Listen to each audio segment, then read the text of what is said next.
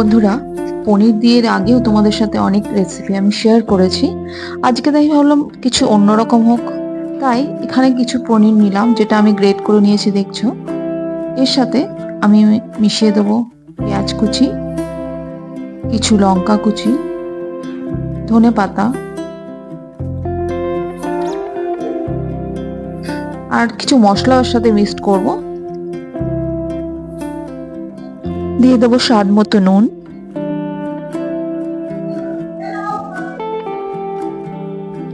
গোলমরিচের গুঁড়ো, আর এর মধ্যে দিচ্ছি একটু চাট মশলা যাতে টেস্টটা একটু ভালো হয়। শেষে অ্যাড করব একটু গরম মশলা। আমি একটু লঙ্কার গুঁড়ো দিয়ে দিলাম। এবার আমি সবকিছু খুব ভালো করে মিশিয়ে নেব। এখানে দেখো আমার পুরটা রেডি হয়ে গেছে। এখানে আমি প্লেটে জল নিয়ে নিয়েছি, আর এই পাঁপড় দিয়ে আমি রেসিপিটা করব। এই প্লেটের মধ্যে যে জল ছিল তার মধ্যে পাঁপড়টা ভিজিয়ে নিয়ে একটা টিস্যু পেপারের উপর রাখলাম। তারপরে যে পুরটা ছিল সেটা আমি পাঁপড়ের মধ্যে দিয়ে সাইড করে দেখো মুড়িয়ে দেব। আর যাতে অসুবিধা না হয় বা ঠিক মতো হয় তার জন্য সাইডে আমি অল্প জলও লাগিয়ে নিয়েছি। এবার আমি এটাকে আস্তে আস্তে মুড়ে নেব।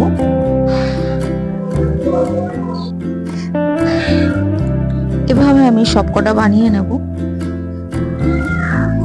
দেখো কি সুন্দর লাগছে দেখতে। এখানে আমি কড়াইতে নিয়ে নিয়েছি তেল, তেলটা গরমও হয়ে এসছে।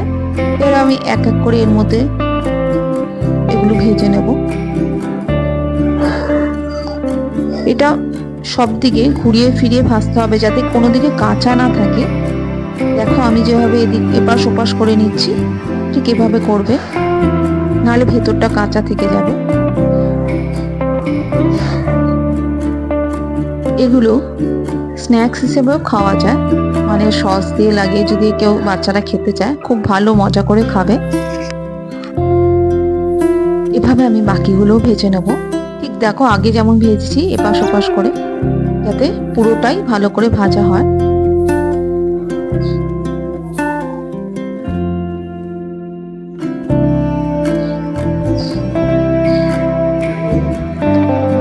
এখানে দেখো আমার সব ভাজা হয়ে গেছে।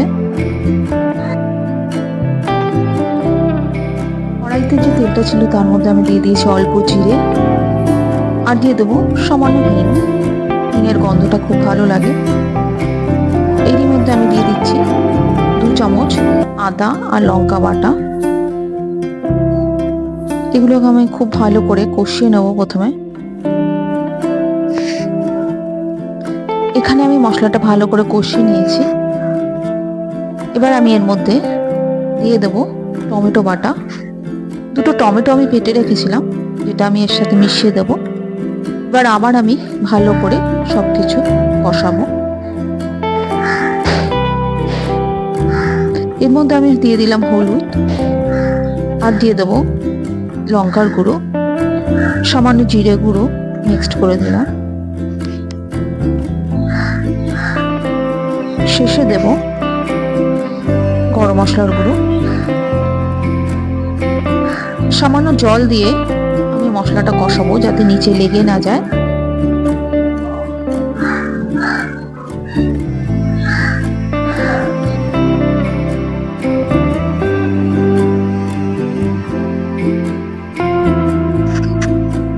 এখন আমি এর মধ্যে দিয়ে দেবো স্বাদ মতো নুন আর সামান্য চিনি, কারণ রেসিপিটা মিষ্টি মিষ্টি খেতে ভালো লাগে।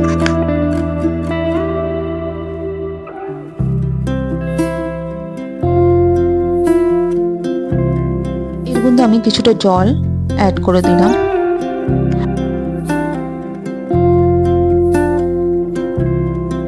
ঝোলটা ফুটে যাওয়ায় আমি পাঁপড়ের যে রোলগুলো বানিয়েছিলাম সেগুলো এক এক করে দিয়ে দেবো। এগুলো সামান্য উল্টে দেবো যাতে গ্রেভিটা সব দিকেই লাগে। এখানে দেখো আমার রেসিপি একদম রেডি হয়ে গেছে।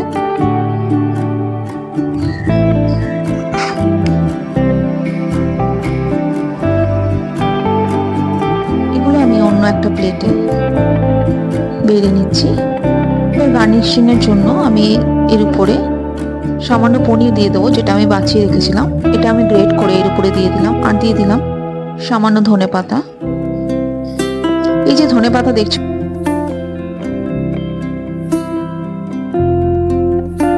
আমাদের ছাদে যে বাগান আছে সেখানে থেকেই আমি ধনেপাতাটা এনেছি। এরপরে আমি আমার ছাদ বাগানের একটা ভিডিও তোমাদের সাথে শেয়ার করব। এখানে দেখো কত সুন্দর ধনেপাতা হয়েছে।